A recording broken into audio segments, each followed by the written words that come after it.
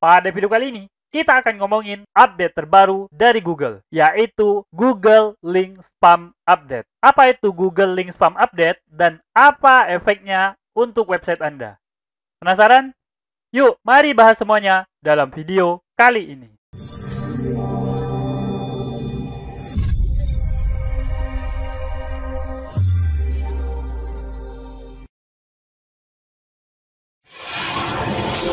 Assalamualaikum warahmatullahi wabarakatuh. Ketemu lagi bersama saya, Kanada Kurniawan, dan masih di channel kita Pro Jasa Web. Pada kesempatan kali ini, kita akan membahas mengenai update terbaru dari Google, yaitu Google Link Spam Update. Nah, seperti apa dampak dari update Google terbaru ini, dan apa pengaruhnya buat website teman-teman? Yuk, kita langsung masuk aja ke materinya. Nah, update terbaru dari Google ini disebut atau dinamai dengan Google Link Spam Update 2021, sesuai dengan tahunnya. Nah, update ini dilakukan pada tanggal 26 Juli tahun 2021, 4 hari yang lalu. Update terbaru ini merupakan Google Core Update ya. Buat teman-teman yang nggak tahu membedakan antara Google Update yang biasa sama Google Core Update, saya juga udah membuat video khusus mengenai Google Core Update. Teman-teman silakan cari aja di channel Pro Jasa Web ya. Nah, yang jelas Google Core Update itu perbedaannya adalah dampaknya yang sangat luas dan mempengaruhi hampir semua website. Oke, Google Core Update kali ini bisa teman-teman baca melalui link berikut. Ada rilis resmi dari Google, bukan hanya tebak-tebakan atau perkiraan berbagai ahli SEO, tapi ini merupakan update resmi yang dirilis langsung dari Google dan ada informasi resmi dari Google-nya. Nah ini ya, kalau teman-teman mengunjungi Google Search Central, itu judulnya A Reminder on Qualifying Links and Our Link Spam Update. Nah itu ya, tertanggal 26 Juli tahun 2021. Oke, kita lanjut. Mungkin teman-teman bertanya, kenapa Google melakukan update kali ini? Nah, pada rilis yang tadi itu, Google menjelaskan alasan kenapa Google melakukan Google Link Spam Update. Nah, yang pertama itu karena banyak terjadi pembuatan link yang secara berlebihan. Tentu teman-teman yang belajar SEO atau udah lama di SEO pasti tahu ya, ada berbagai jasa backlink abal-abal yang melakukannya asal-asalan. Nah, ini bisa berdampak buruk buat website dan sangat dibenci oleh Google. Mereka melakukan pembuatan backlink secara berlebih-lebihan dan nggak sesuai dengan relevansi atau bahkan tidak memikirkan relevansi sedikit pun gitu ya. Backlink seperti ini hanya menghabiskan budget dari teman-teman, tapi dampaknya tuh nggak ada. Atau bahkan dampaknya malah negatif buat website teman-teman. Nah, ini alasan pertama Google kenapa melakukan Google Link Spam Update kali ini. Nah, alasan yang kedua, banyak orang atau bahkan mungkin ada teman-teman juga melakukannya ya, melakukan penjualan backlink tanpa memberikan atribut yang tepat. Kalau teman-teman bingung atribut itu apa, nah nanti kita akan bahas secara lebih dalam ya, apa yang dimaksud dengan atribut backlink. Oke. Itulah dua alasan kenapa Google melakukan update link spam tahun 2021 ini. Yang menarik itu adalah pada rilis tersebut, Google memberikan teknik terbaik untuk membuat backlink menurut Google. Nah, pertama kali saya baca itu saya sangat bersemangat gitu ya. Jarang-jarang Google memberikan best practice mengenai membangun backlink gitu. Nah, ini adalah kesempatan yang langka. Nah, tapi setelah saya baca, ternyata teknik terbaik ini agak mengecewakan ya. Nah, ini. Yang disampaikan Google adalah sebagai berikut. Yang pertama, teman-teman harus memahami pedoman Google mengenai backlink. Jadi, trik terbaik atau teknik terbaik untuk membangun backlink itu adalah langkah pertamanya memahami pedoman Google mengenai backlink. Nah, tentu aja ini artinya teman-teman kalau ingin membangun backlink atau link building, teman-teman itu harus sering membaca pedoman Google. Nah, di mana membaca pedoman Google? Pedoman Google itu dapat dibaca di Google Search Central. Nah, ada yang nggak tahu Google Search Central? Nah, itu parah banget kalau teman-teman SEO ya, nggak tahu Google Search Central. Teman-teman cari aja di Google, atau bahkan saya ada menjelaskan juga dalam channel YouTube ini mengenai Google Search Central. Gimana memanfaatkannya, gimana bisa belajar langsung dari staf Google mengenai SEO. Nah, itu ada videonya pada channel Pro Jasa Web ini. Tinggal dicari aja. Nah, itu langkah pertamanya ya, teknik terbaik membangun backlink. Memahami pedoman Google mengenai backlink. Nah, langkah keduanya apa? Langkah keduanya itu adalah menghindari metode yang terlarang. Jadi, dalam pedoman Google tersebut disebutkan berbagai metode-metode yang dilarang oleh Google, yang Google tidak senangi atau bahkan bisa berdampak hukuman atau sanksi dari Google. teman-teman harus menghindari metode-metode tersebut. Nah, pembuatan backlink berbayar seperti PBN, nah itu juga termasuk hal-hal atau metode yang dilarang oleh Google. Jadi harus digarisbawahi ya. Teman-teman harus ekstra ketat untuk menyeleksi ketika teman-teman ingin membangun backlink. Nah, itu langkah kedua, menghindari metode yang dilarang Google. Ada banyak ya metodenya, jadi nggak hanya PBN itu tadi. Ada banyak, teman-teman silakan baca sendiri atau lihat video di Projasa Web ini sih ada membahas beberapa teknik yang dilarang menurut Google. Oke, yang selanjutnya itu adalah pada artikel tersebut atau pada rilis Google tersebut, Google mengingatkan kalau teman-teman ingin membangun backlink atau ingin jualan backlink, itu teman-teman harus memberikan atribut yang tepat, atribut backlink. Nah, kalau teman-teman nggak memberikan atribut yang tepat, apalagi menjual dalam jumlah yang banyak ya, rutin. Misalnya tiap bulan bisa sampai puluhan atau ratusan backlink yang teman-teman jual, maka teman-teman harus memberikan atribut yang tepat. Kalau enggak, itu dapat memicu sanksi dari Google. Nah, sanksinya apa aja? Nanti kita bahas pada akhir video ini ya.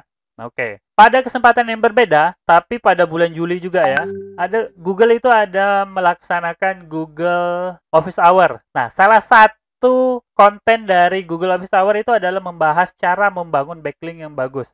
Nah, Google ketika itu diwakili oleh John Mueller itu menyebutkan bahwa teknik yang bagus untuk membangun backlink itu adalah backlink outreach. Buat teman-teman yang belum tahu, silakan googling aja, ada banyak penjelasannya. Nah, ini mengenai backlink outreach ini mungkin kita akan jelaskan pada video khusus ya, karena tekniknya ada banyak dan metode-metodenya agak sedikit rinci untuk mendapatkan backlink yang berkualitas. Nah, oke, kita lanjut pembahasannya, yaitu jenis-jenis atribut backlink. Nah, ini yang udah disebutkan tadi ya. Atribut itu harus dilekatkan pada backlink yang teman-teman buat untuk website lain. Tujuannya agar Google mengerti backlink ini mengenai apa gitu. Kalau teman-teman nggak memberikan atributnya, maka ini bisa mendapat sanksi dari Google. Oke, buat teman-teman yang nggak tahu maksud atribut ini seperti ini ya. Nah, ini kan backlink ya. Kalau teman-teman membuat sebuah link, teman-teman harus memberikan rel nofollow atau rel apa gitu. Nanti isinya itu bisa bermacam-macam, tapi yang jelas harus ada atribut relnya gitu. Oke, sekarang kita bahas ya jenis-jenis atribut rel pada backlink. Yang pertama itu adalah rel nofollow. Ini contohnya seperti pada gambar rel nofollow. Nah, atribut ini pertama kali diperkenalkan pada tahun 2005, tanggal 18 Januari. Nah, dulu pertama kali diperkenalkan, atribut rel nofollow ini digunakan untuk memerangi spam backlink juga. Nah, jadi mirip-mirip juga gitu ya dengan update yang dilakukan pada bulan ini. Kalau teman-teman tidak menerapkan atribut rel itu, maka biasanya orang-orang SEO menyebutnya do follow. Nah, padahal itu nggak ada ya atribut rel do follow gitu. Itu nggak ada. Artinya, do follow ini maksudnya tidak memakai atribut apapun. Nah, itu disebut do follow biasanya. Nah, ini merupakan dua atribut yang awal sekali diperkenalkan tahun 2005. Nah, kemudian sekitar tahun 2019 kalau nggak salah diperkenalkan atribut baru. Nah, itu adalah rel sponsored dan rel UGC. Nah, rel sponsored ini adalah untuk backlink-backlink yang didapatkan dengan sponsor gitu ya. Atau teman-teman mendapatkannya dengan berbayar. Atau kalau teman-teman menjual backlink, nah itu harus menyertakan rel sponsored. Nah, cara penggunaan lain itu adalah kalau teman-teman menyelipkan link khusus afiliasi. Nah, itu kan ada ya, teman-teman membuat review sebuah produk, kemudian atau tata cara membeli sebuah produk. Nah, kemudian teman-teman menyisipkan link afiliasi teman-teman. Nah, itu sebaiknya teman-teman masukkan rel sponsored. Karena itu memang konten bersponsor gitu ya. Oke, kemudian UGC. UGC itu adalah User Generated Content. Nah, artinya adalah link-link yang dibuat langsung oleh pengguna website teman-teman. Nah, apa contohnya? Contohnya itu adalah pada komentar misalnya. Kemudian pada forum. Nah, kalau teman-teman mengelola website berbentuk forum, nah tentu ada banyak sekali konten-konten yang digenerate oleh pengguna teman-teman ya. Nah, itu bisa jadi salah satu kontennya itu berupa backlink. Nah, pada backlink seperti itu, teman-teman harus menempatkan atribut rel UGC. Oke ya, ada 3 atribut pada backlink yang harus teman-teman ketahui dan harus teman-teman terapkan untuk menghindari sanksi dari Google, yaitu nofollow, kemudian sponsored, dan UGC. Jadi harus diingat benar-benar ya. Oke. kita lanjut pembahasannya, yaitu sanksi Google untuk link spam update kali ini. Nah, Google menjelaskan ya, suatu istilah yang kalau saya pribadi baru pertama kali mendengarnya, yaitu nullifying. Nah, yang bisa diartikan dengan meniadakan kalau bahasa Indonesianya. Nah, ini maksudnya apa? Jadi, link-link yang diduga sebagai spam, cara mendeteksinya bisa berbagai macam ya. Google biasanya mendeteksi link apakah itu spam atau enggak, itu menggunakan algoritma. Tapi bisa aja Google melakukan deteksi menggunakan manual atau tabnya Google langsung yang mengevaluasi apakah itu link spam atau bukan. Nah, oke. Kembali ya, nullifying atau meniadakan. Meniadakan itu maksudnya tidak diperhitungkan. Nah, link-link tersebut yang udah teman-teman beli misalnya atau teman-teman jual kepada orang lain, itu tidak diperhitungkan oleh Google dalam pembuatan ranking atau dalam menentukan ranking. Artinya, link itu tidak bermanfaat apapun, walaupun udah dibeli mahal-mahal, bisa jutaan biasanya, tapi linknya itu tidak diperhitungkan Google dalam menentukan ranking pada halaman hasil pencarian. Nah, jadi rugi banget ya. Nah, efeknya apa? Efeknya jelas ya, kalau teman-teman mengandalkan link untuk mendapatkan peringkat pertama, maka yang ada di page 1 itu bisa terjun bebas setelah update Google link spam ini. Nah, kenapa? Karena memang link-link tersebut langsung dikalikan 0 oleh Google dan tidak bermanfaat apapun buat teman-teman. Ini sangat merugikan ya.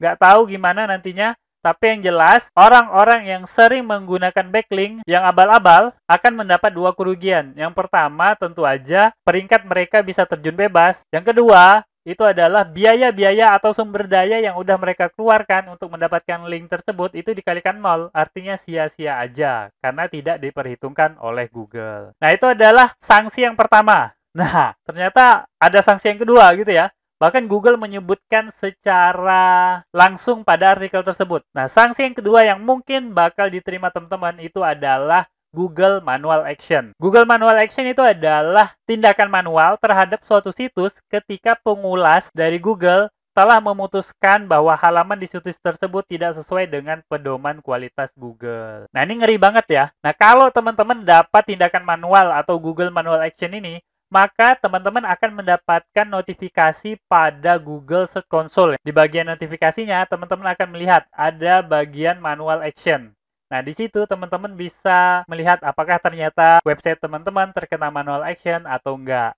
Nah, jadi kalau teman-teman akhir-akhir ini mengalami terjun bebas trafficnya, nah, patut diperiksa apakah itu manual action atau bukan. Nah, walaupun ternyata memang bukan manual action, teman-teman harus koreksi lagi gitu ya. Harus dievaluasi apakah ini bisa karena akibat Google link spam. Kalau memang seperti itu, teman-teman harus segera membuat perbaikan atau minimal update terhadap konten teman-teman. Oke, mungkin itu ya penjelasan singkat mengenai Google link spam update tahun 2021 ini. Semoga aja video singkat ini dapat bermanfaat buat teman-teman dan saya akhiri. Assalamualaikum warahmatullahi wabarakatuh.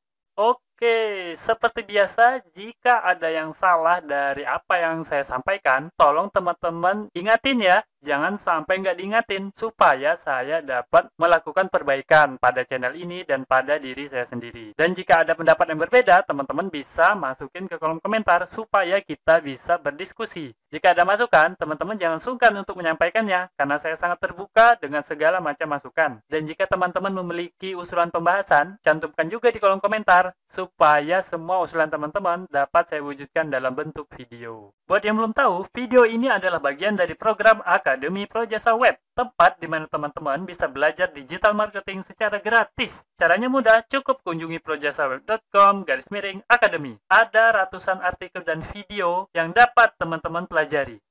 Jika ada pertanyaan mengenai materi, teman-teman tinggal hubungi saya melalui email info@projasaweb.com. Gratis tanpa biaya apapun. Harapannya, dengan program ini, semakin banyak orang yang memahami digital marketing. Saya percaya, jika semakin banyak orang yang paham digital marketing, maka ekonomi kita juga akan semakin baik. Yuk, dukung program ini dengan cara subscribe dan share video ini, serta mengunjungi Projasa Web Academy.